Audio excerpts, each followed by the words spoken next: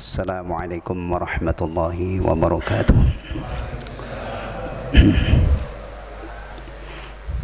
Innal hamdalillah nahmaduhu wa nasta'inuhu wa nastaghfiruh wa nastahdihi wa natubu ilayhi wa na'udzu billahi min shururi anfusina wa min sayyiati a'malina.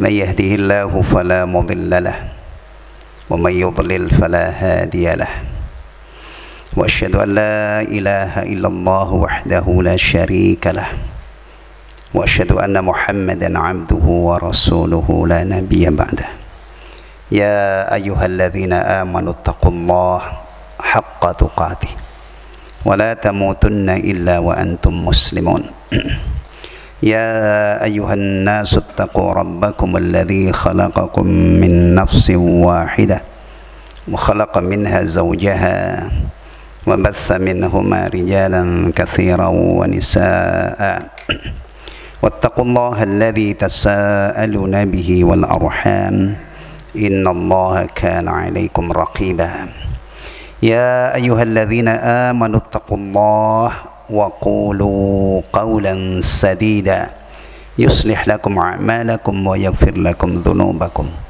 ومن يطع الله ورسوله فقد فاز فوزا عظيما أما بعد فإن أصدق الحديث كتاب الله وخير الهدي هدي محمد صلى الله عليه وسلم وشر الأمور محدثاتها وكل محدثة بدعة وكل بدعة ضلالة وكل ضلالة في النار. Ma'asyiral muslimin wal muslimat rahimani wa rahimakumullah. Alhamdulillahilladzi bi ni'matihi tatimmus shalihat. Di waktu maghrib ini berkat pertolongan Allah Subhanahu wa taala, kemudian berkat perjuangan kita, mujahadah kita bisa menunaikan sholat maghrib. Ini ibadah azimah, ibadah yang sangat agung, kedudukannya sangat kokoh, tidak bisa ditinggalkan dalam keadaan apapun. Bayangkan dalam keadaan perang saja itu masih harus menegakkan sholat, sehingga ada namanya sholatul khauf. Tapi kita bersyukur kepada Allah, kita tidak pernah sholat khauf karena kita menikmati aman. Nah,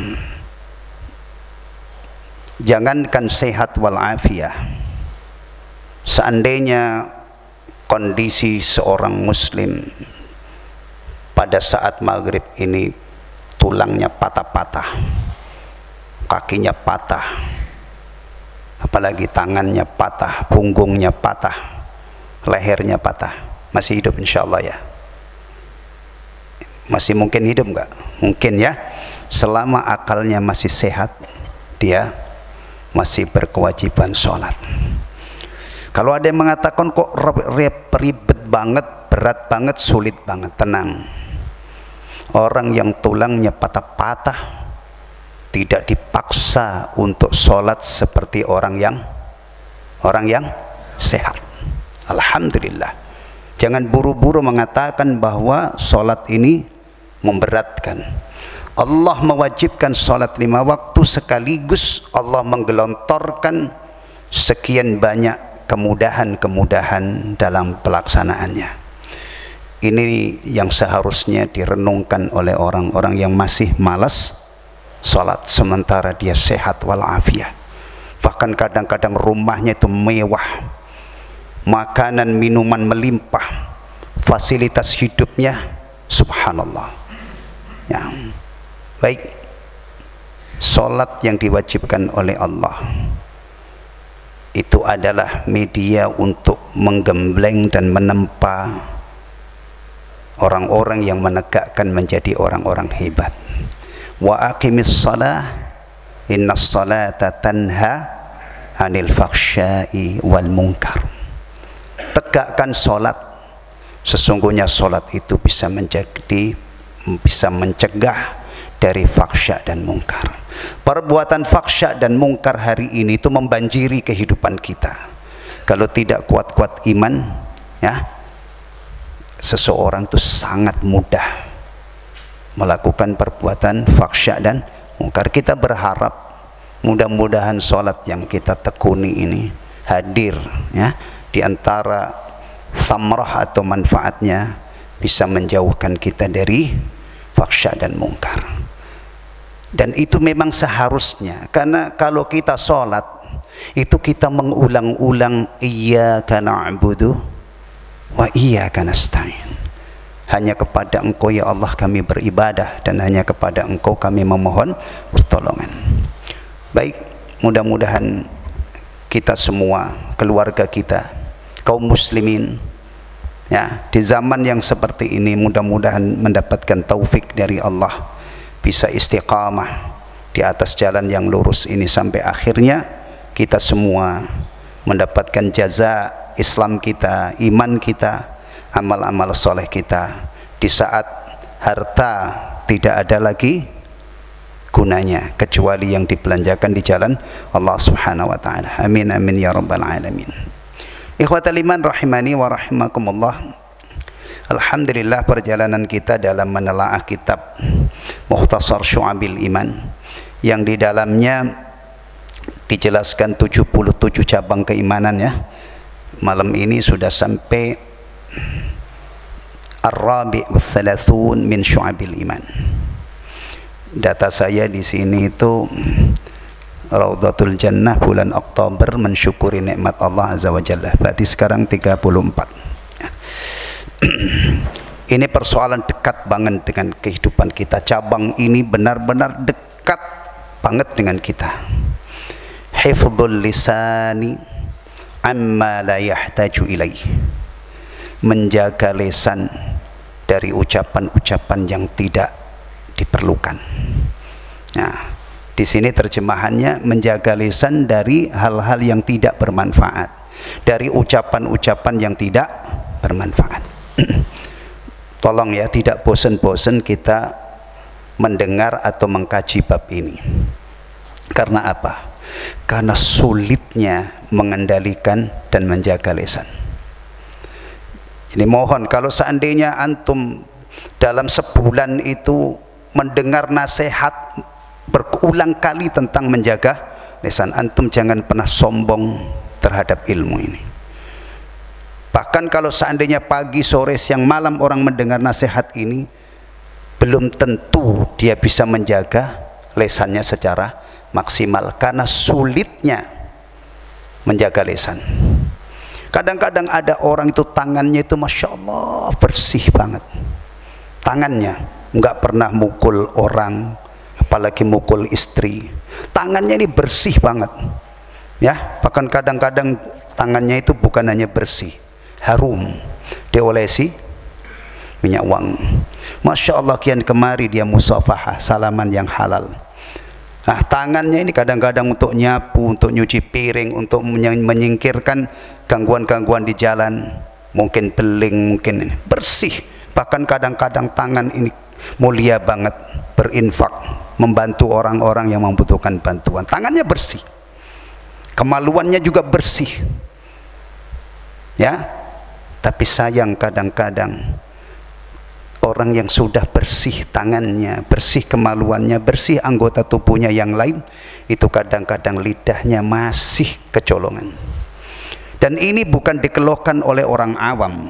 Perhatikan, sampai orang-orang yang ilmunya banyak, katakan para ulama, itu juga kadang-kadang masih merasakan betapa sulitnya menjaga lidah ya. Begini ikhwatal iman, ketika ada sesuatu yang sulit atau mungkin kita itu menganggap remeh, agama kita ini datang memberikan apa namanya perhatian ekstra supaya kita ekstra hati-hati. Saya ambilkan contoh. Kita itu kalau wudhu basuh kaki ya, itu biasanya yang bagian tumit itu kurang diperhatikan, biasanya itu dari ujung-ujung. Datanglah pesan khusus dari Rasulullah ya, bagian tumit, wailun lil aqabi minan nar. Karena ini kalau tidak diberi apa namanya perhatian ekstra, bisa jadi Yang kita perhatikan itu hanya bagian depan, bagian tumit kurang. Tuh. Contoh lagi, ketika ada satu amalan yang mungkin tidak biasa, ada tantangan lebih berat, Islam mengkhabarkan ada ganjaran yang lebih besar. Wudu, menyempurnakan wudu di saat makari, dingin misalnya, dibanding wudu ketika musim kemarau panas, itu semangat mana? Kalau di sini mah antara panas dengan dingin tidak terlalu ekstrim. Di belahan bumi lain sana, saudara-saudara kita itu kadang-kadang wudu itu dalam keadaan minus 0 sekian, minus sekian derajat, air beku. Menyempurnakan wudu dalam kondisi begini ini berat. Mandi janabah berat karena dingin, ya kan? Datanglah fadilah ekstra. Sholat juga demikian. Pengalaman kita sholat duhur dengan sholat subuh dan sholat isya, lebih berat mana? Sholat isya kadang-kadang berangkat pagi, pulang sampai rumah menjelang isya. Apalagi kalau masih fresh ya, istrinya itu masya Allah itu biasanya melep rindu sehari, kemudian ini sholat isya ini tantangannya berat. Ya kan, sholat subuh, datanglah kabar dari Rasulullah bahwa sholat jamaah yang paling besar ganjarannya itu adalah sholat isya dan sholat subuh. Disemangati lagi kita bahwa sholat yang paling berat bagi orang munafik itu sholat isya dan subuh berjamaah. Kita tidak mau jadi munafik, na'udzubillahi minan nifaq. Jadi inilah agama kita ya. Ketika ada tantangan ekstra, maka muncul motivasi-motivasi ekstra, termasuk masalah lidah ini sulit dikendalikan. Makanya harus kita perhatikan. Rata-rata orang yang tidak melihat persoalan ucapan, persoalan kata-kata yang dia ucapkan dengan ukuran, dengan timbangan Al-Quran dan Sunnah, pasti menganggap itu remeh. Omongan itu bagi orang yang tidak waspada dianggap remeh. Toh cuman ngomong, ngobrol ngalor ngidul. Ini baik, dari bab ini kita dihubungkan dengan kitabullah, dengan hadis-hadis Nabi SAW, persoalan ucapan lidah kita ini. Taib. Wa yadkhulu fihi al-kadhib, masuk di dalam menjaga ini lesan dari hal-hal yang tidak perlu, yang tidak ada manfaatnya adalah dusta. Awas jangan dusta. Wal ghibah, ghibah. Saya kira tidak pernah, saya yakin seyakin-yakinnya tidak ada orang muslim ya yang tidak pernah mendengar ceramah, khutbah, nasihat atau mengikuti pelajaran yang menjelaskan tentang larangan ghibah, menyebutkan aib saudara sesama muslim di saat orangnya tidak ada. Rata-rata ilmunya sudah, tapi pengalaman kita ghibah itu gampang banget kita lakukan. Wan namimah, namimah, namimah, namimah itu biasanya diartikan apa? Mengadu domba. Ini lebih parah daripada ghibah. Kalau ghibah itu cuman membicarakan aib saudara sesama muslim ketika orangnya tidak ada, yang kalau orang ini tahu pasti dia tidak ridho. Kalau namimah ini lebih parah lagi, karena ini ada unsur mengobrak-abrik, merusak ukhuwah Islamiyah, persaudaraan, kan mengadu domba. Nah, ini ungkapan ya, nggak usah diganti, nggak usah antum rewel, kok ngadu domba sih Pak, nggak ngadu kelinci atau apa, ya udah, ini ungkapan. Padahal yang diadu itu adalah orang, makhluk yang mulia. Nah, tapi ungkapannya adalah ngadu domba. Kalau ngadu domba yang beneran itu alhamdulillah sudah tidak jadi ya, sudah berkurang. Bahkan domba Garut yang dulu itu sering diadu, sekarang dikontes, dicandani, adu cakep lah istilahnya gitu ya. Kalau zaman dulu kan dikenal adu ya Pak ya, sekarang ini dilombakan bagusnya itu, kasih kalung, dicukur dengan ya, alhamdulillah sudah tidak lagi diadu. Namimah berarti kita juga harus mujahadah, jangan namimah. Wal fuhsh, nih berkata kotor, jorok. Apa itu bahasanya? Porno juga. Nah, Ini jadi menjaga lisan dari hal-hal yang tidak perlu. Kalau di sini yang tidak bermanfaat itu berarti ini tantangannya, menghindari dusta, menghindari ghibah, menghindari namimah, menghindari al-fuhsh, kata-kata jorok kotor. Ya, kemudian idil Quran was sunnatu mashhunani bidzalik. Persoalan ini, persoalan menjaga lisan ini kalau dikaitkan dengan Al-Quran, beliau mengatakan, Imam Al-Baihaqi rahimahullah mengatakan, karena Al-Quran dan Sunnah penuh dengan dalil-dalil tentang masalah itu.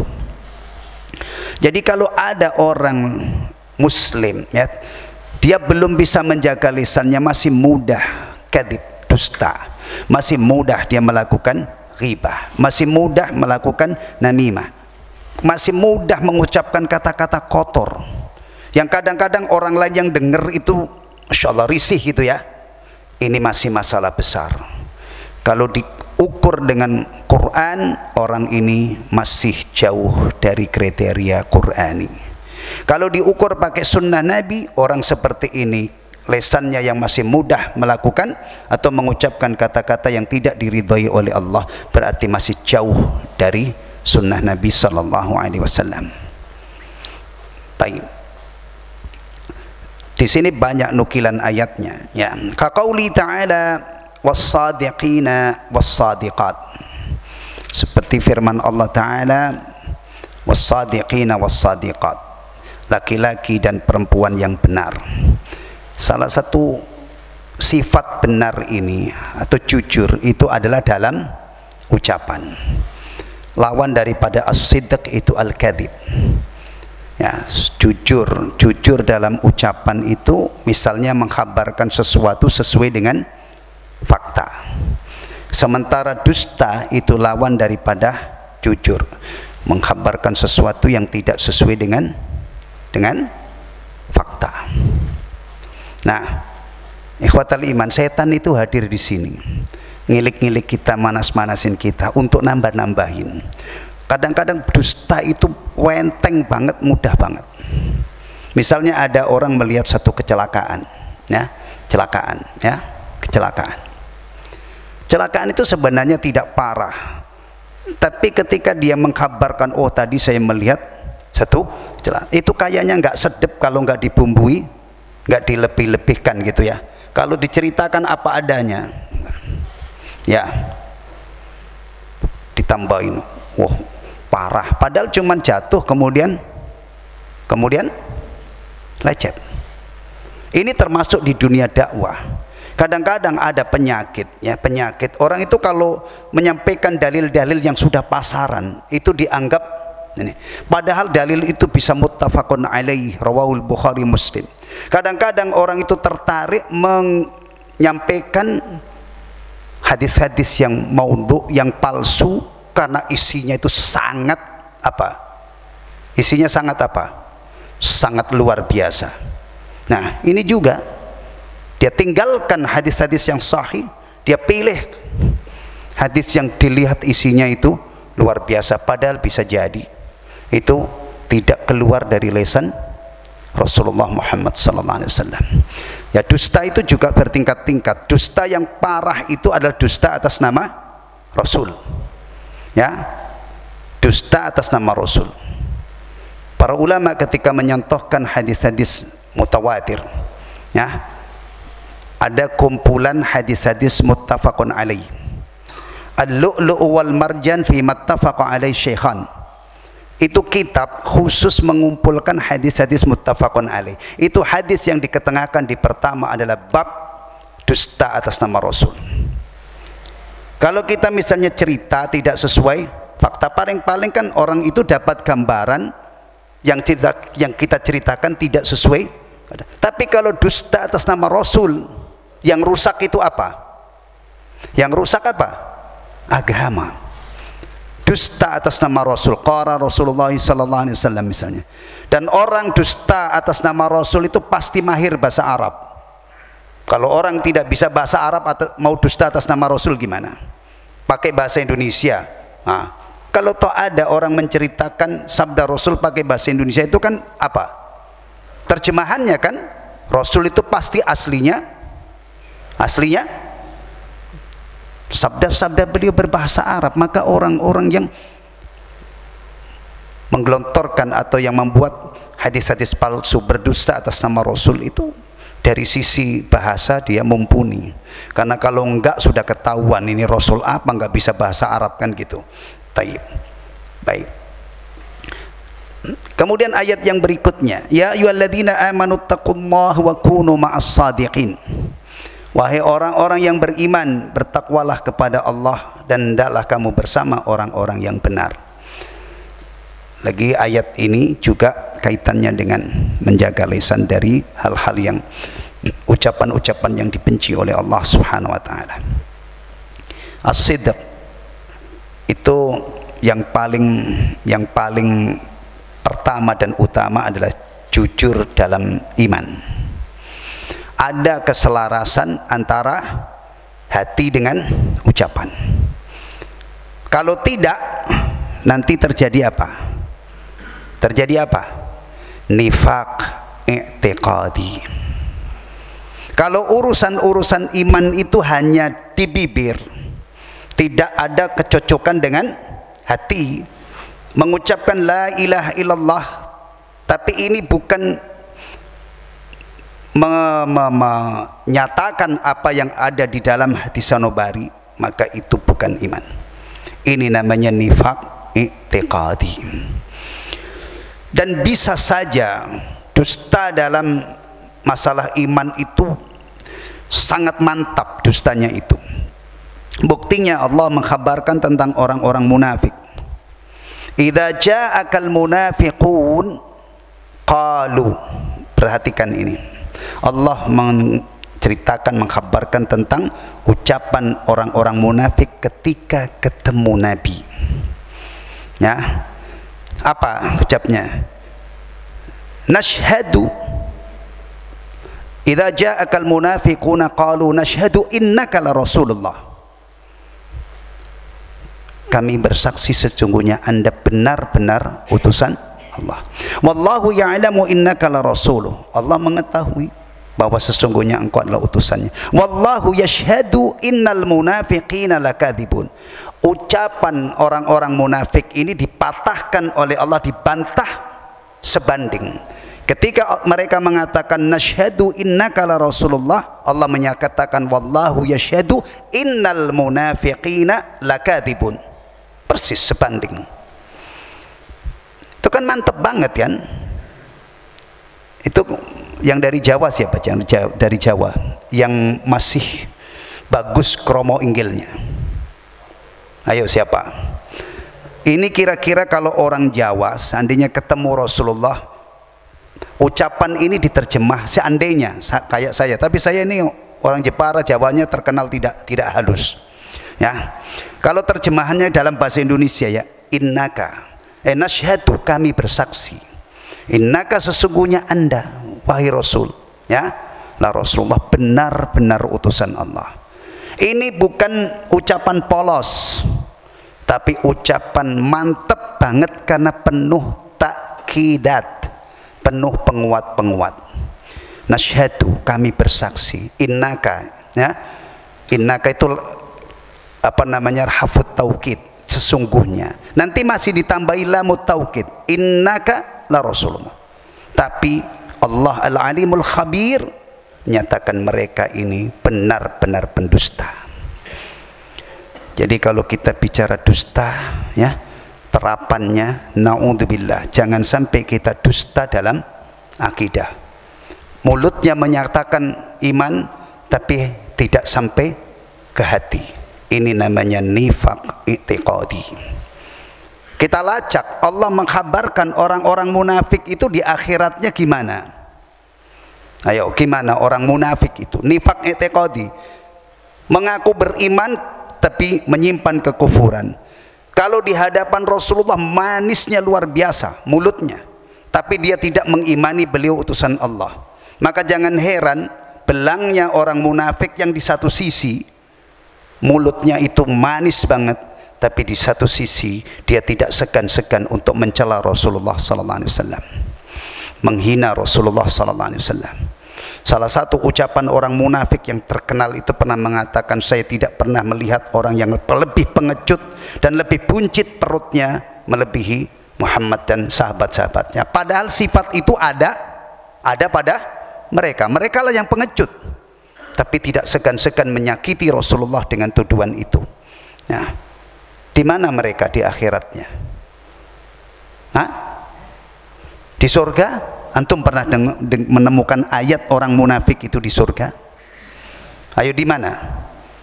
Dikumpulkan oleh Allah bersama orang kafir di neraka plus adabnya lebih berat dari orang munafik di dasar. Ulama menjelaskan kenapa adab orang munafik itu lebih parah, karena dia bisa menyakiti orang mukmin melebihi orang kafir. Iya, bajunya itu kadang-kadang sangat apa? Mempesona, meyakinkan bahwa dia orang muslim. Apa itu peribahasa itu bisa melipat apa, menggunting dalam apa bahasa, masih ingat peribahasa ini enggak? Menggunting dalam lipatan. Kalau orang kafir kan jelas di luar. Ini dia bisa datang kepada Rasul sallallahu alaihi wasallam di kala itu. Ya. Taib. Kemudian jujur dalam ucapan. Juga jujur dalam penampilan. Orang-orang yang dikasih kelapangan rizki oleh Allah, jujurlah Anda, syukuri nikmat Allah itu dengan penampilan Anda. Beli baju yang layak, makan yang layak, bikin rumah yang lapang, beri kendaraan yang bagus, semuanya untuk menyempurnakan syukur kita kepada Allah Subhanahu wa taala. Kita kepengin kan dunia kita baik, Rabbana atina fid dunya hasanah wa fil akhirati hasanah wa qina adzabannar. Di antara penyebab bahagia dunia itu apa? Ekonomi lancar, punya kendaraan nyaman, punya rumah lapang. Itu masih kurang itu. Antum punya rumah lapang tapi nggak ada temennya, nggak ada pasangannya, maka apa? Istri yang solehah, tetangga yang baik. Kalau antum punya ini semua masih nggak bahagia, kebangetan banget. Iya, orang penyebab kebahagiaan dunia yang saya sebutkan, rumah yang lapang, istri yang salehah, tetangga-tangga yang baik, ya, ekonomi yang lancar. Kalau seseorang keadaannya seperti nggak bisa bahagia di dunia, itu kebangetan banget. Bahkan kalau seandainya ini orang beriman cuman dapat nikmat iman, nikmat Islam, ya, dia tidak mampu bikin teh manis, pokoknya tiap minum itu air putih, nggak mampu beli lauk, pokoknya makannya itu hanya nasi putih. Itu seharusnya dia bisa bahagia. Karena apa? Dapat nikmat iman dan Islam. Apalagi alhamdulillah, rata-rata kita itu kalau cuman minum teh masa nggak sanggup, ya kan? Bahkan banyak orang Islam itu ya punya rumah yang layak, ya punya kendaraan, punya bisnis yang halal dan thayyibah, masih nggak bisa bahagia. Ya, seharusnya bisa. Itu sudah lebih dari cukup untuk meraih kebahagiaan dunia. Ya, iya. Tapi saya masih kalah jauh Pak dengan ini. Makanya jangan lihat ke atas. Rasulullah mengajarkan kepada kita lihat ke bawah. Iya, dah. Kita ini kalau melihat ke atas, tinggal di Rawalumbu yang dia lihat itu orang-orang yang tinggal di Pantai Indah Kapuk sana, bisa saja antum merasa tidak punya rumah. Tapi kalau kita melihatnya ke bawah, alhamdulillah banjir-banjir dikit gak apa-apa, ya kan? Tapi luar biasa. Iya, saya kampung saya jual. Bener, saya sudah tidak punya kampung. Ya, saya nyaman tinggal di Rawalumbu meskipun kebanjiran kadang-kadang. Alhamdulillah. Apa sih yang kita cari itu dalam hidup? Kita ada ruang untuk ibadah, kemudian ada ruang untuk muamalah dengan sesama manusia yang baik, dah aman kita. Iya kan? Kita dengan sesama muslim, dengan orang-orang di sekitar kita, kita bisa muamalah dengan baik, alhamdulillah. Jadi jujur itu ada jujur dalam akidah, dalam iman. Kalau tidak, tadi jatuhnya jadi apa? Munafik. Dan nifaknya itu, kalau ini urusan iman, berarti nifaknya nifak apa? Nifak amali apa nifak i'tiqadi? Nifak i'tiqadi. Yang balasannya, ancamannya kalau mati fitdarkil asfali minanar, kekal di neraka bersama orang-orang kafir plus di dasar neraka. Dasar ya.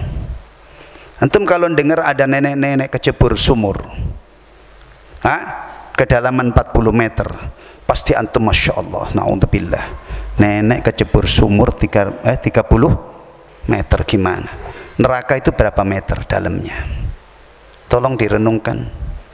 Kalau dinyatakan orang munafik itu fitdarkil asfali minan nar, itu seberat apa, sedalam apa neraka itu? Bisa nggak kita mengukur kedalaman neraka?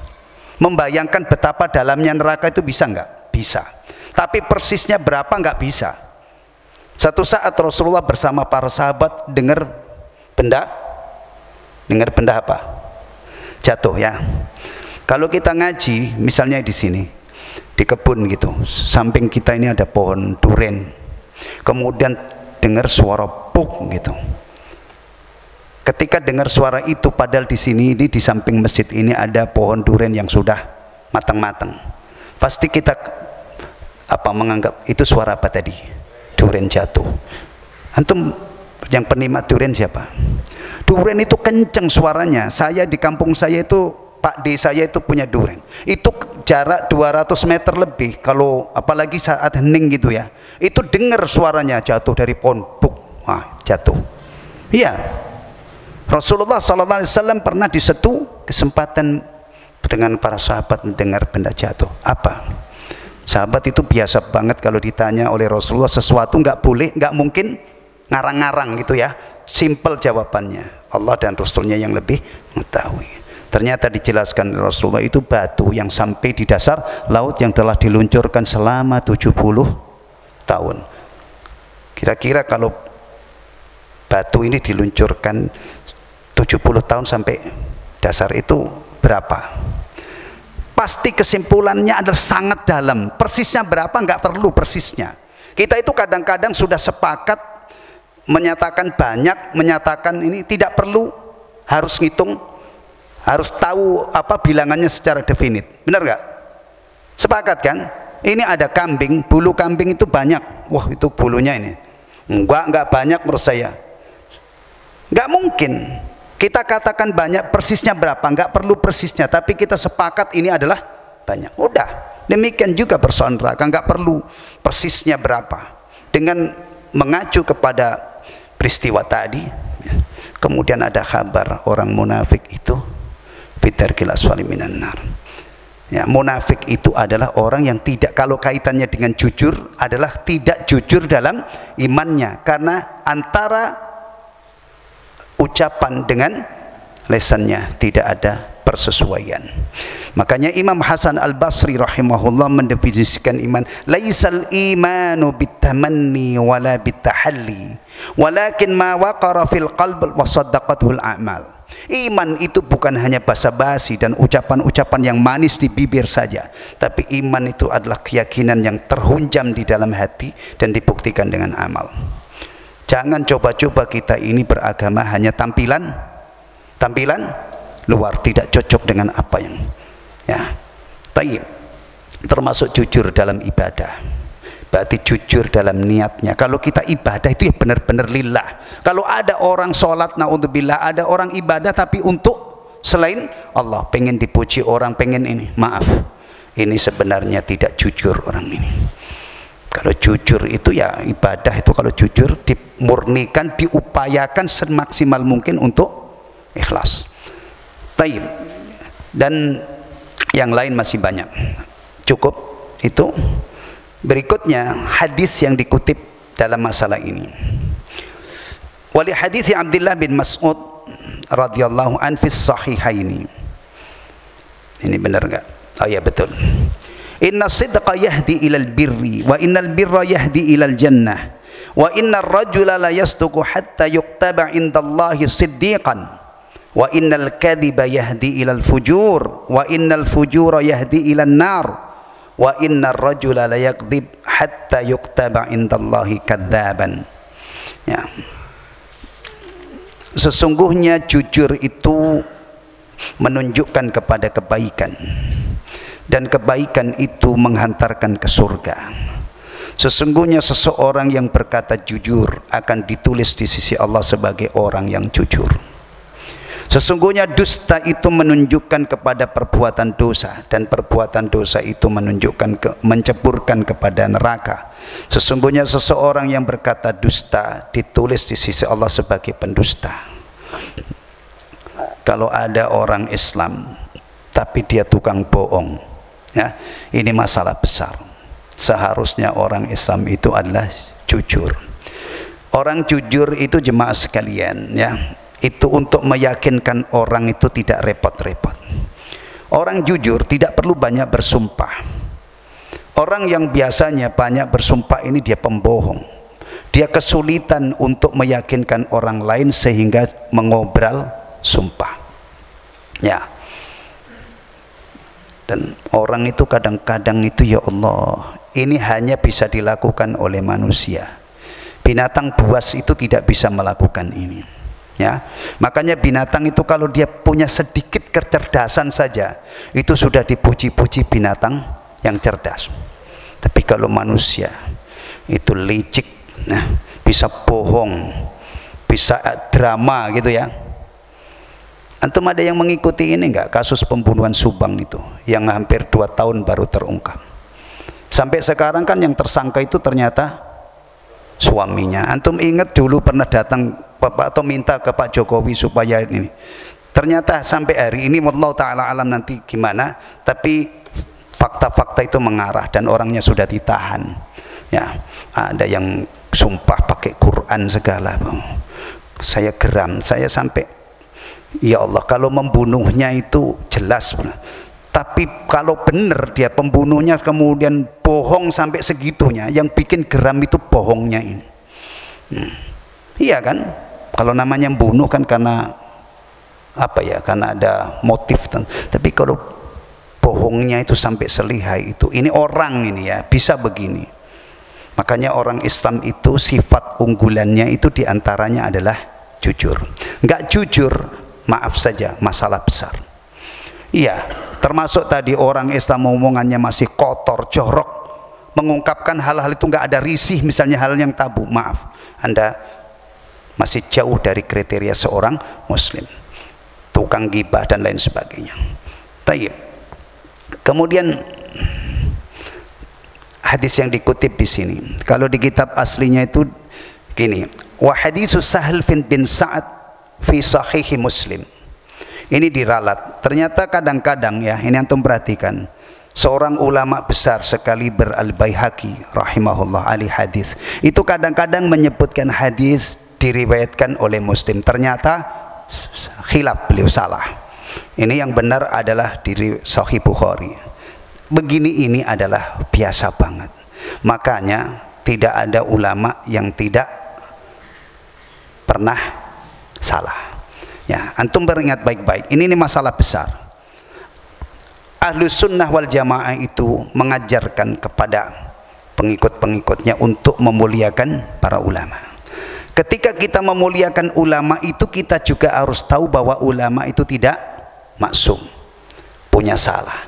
Tapi kesalahannya itu bukan dijadikan untuk menjatuhkan. Ulama itu di satu sisi punya kekurangan, itu sudah cukup kita menghormati mereka. Jangan pernah mensyaratkan menghormati ulama kalau ulama itu tidak punya salah. Syarat ini tidak pernah terpenuhi pada seorang alim pun. Ya. Karena kadang-kadang ada orang itu suka melihat kesalahan-kesalahan kemudian sikapnya berlebihan. Ini banyak saya temukan itu. Imam Al-Baihaqi mengatakan, contohnya ketika mengutip hadis ini fi Sahih Muslim, ternyata setelah dicek, ya, akhrajahul Bukhari. Hadis ini dikeluarkan oleh Imam Bukhari nomor 6474, nomor 6807. Kadang-kadang ada ustadz yang menyebutkan hadis itu sampai nomornya ya. Ya, biarin aja menyebutkan ayat, misalnya surah sekian, surah ini ayat sekian, bahkan barisnya itu di pojok atas baris, ya, supaya memotivasi anak-anak yang muda yang belajar itu, ya. Tapi kalau seandainya ada yang tidak begitu juga nggak apa-apa. Begini kita pikir gampang, nggak usah saling apa misalnya, saling menyerang, ya. Iya. Ini kalau saya bacakan ini, misalnya hadis yang akan saya bacakan ini diriwayatkan Bukhari. Kalau dari rumah saya apalin nomor 6400 sekian, atau saya khutbah misalnya, saya nukil ini hadis ini riwayat Bukhari nomor sekian. Itu gampang sekarang karena ada indeks hadis, ya kan? Ada indeks ayat. Tapi kalau ada yang melakukan itu, asal dia benar isi substansinya, nggak masalah. Kalau ada yang tidak begitu juga nggak apa-apa, karena ulama-ulama besar itu kalau mengutip ayat itu ya tidak disebutkan suratnya, itu biasa tidak disebutkan ayatnya. Nih perhatikan yang terakhir nih. Rasulullah bersabda, "Man yadman lima baina lahyaihi wa ma baina fakhidaihi admanu lahul jannah." Admanu lahul jannah. Barang siapa yang memberi garansi, memberi jaminan kepada aku bisa menjaga apa yang ada di antara dua rahangnya, berarti menjaga apa itu? Lidah. Dan apa yang ada di antara dua pahanya, dalam riwayat yang lain dua kakinya, aku jamin surga. Berarti orang-orang yang serius benar-benar pengen masuk surga, yang sudah merengek-rengek kepada Allah, Allahumma inna nas'alukal jannah wa na'udzubika minan nar, yang sudah menyiapkan amal-amal yang diharapkan menyebabkan dia dimasukkan dalam surga, iman, amal soleh. Kita harus ingat hadis ini. Persoalan surga itu terkait erat dengan menjaga lisan dan apa yang ada di antara dua paha atau dua kaki. Lihat elegannya Rasulullah. Rasulullah tidak menyebut ini, tapi disebutkan apa yang ada di antara dua kakinya, dua pahanya. Ini berarti Rasulullah tidak ngomong jorok. Padahal kalau disebutkan to the point gitu, nah, dengan disebutkan apa yang ada di antara dua paha, semua paham kan? Apa itu? Kalau nggak paham, ke kamar sini, saya kasih tahu. Masya Allah, kita itu juga agama itu tidak usah diungkapkan secara vulgar, bisa dipaham. Kalau orang-orang yang kebutuhan khusus dengan standar penjelasan ini masih nggak paham, kita tarik. Ya, sama seperti Rasulullah menjelaskan tentang bagaimana wanita itu mengetahui berhentinya haid, dijelaskan oleh Rasulullah, nggak paham-paham, ditarik oleh Aisyah radhiyallahu anha. Aisyah yang menjelaskan, karena orang seperti ini dikategorikan kebutuhan apa? Khusus, karena dengan penjelasan standar dia tidak paham. Dan insya Allah saya yakin antum semua ini kalau dijelaskan menjaga apa yang ada di antara dua pahanya sudah paham semua, dah tidak usah disebut secara vulgar, sehingga sampai dalam menjelaskan agama lisan kita itu terhindar dari kata-kata vulgar, kata-kata jorok, dan itu salah satu ciri orang Islam. Udah Isa ya? Udah Isa? Alhamdulillah. Mungkin nanti kalau kita sambung ke pertemuan berikutnya masih ada sisa yang dari bab ini yang belum kita kaji pada malam hari ini. Alhamdulillahilladzi bi ni'matihi tatimmus shalihat. Subhanakallahumma wa bihamdika asyhadu an la ilaha illa anta astaghfiruka wa atubu ilaik. Assalamualaikum warahmatullahi wabarakatuh.